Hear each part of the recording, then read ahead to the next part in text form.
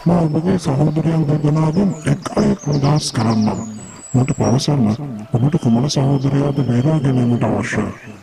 ඔබ මට මාගේ බාල සහෝදරයා සූර්ය කුමරුව ලබා දෙන්න. බාල සහෝදරයා? ඔබ දේව ධර්මය හොඳින් දැන සිටියා. ඒ පිළිපදින බවක් නම් නොපෙනේ.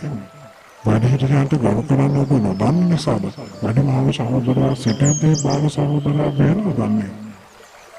මා දේවධර්මය දන්නවා. ඒ වගේම මං දේවධර්මයේ පිළිපදිනවා.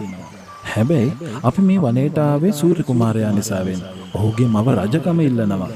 ඉතින් අපි ඔහු රකුසකට බිරි වුණා කිව්වොත් අපව විශ්වාස කරාවිද?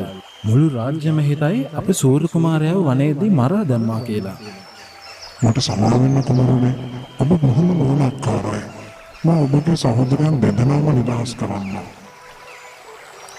දේව ධර්මය සහ පැහැදුණු දිය රකුසා කුමා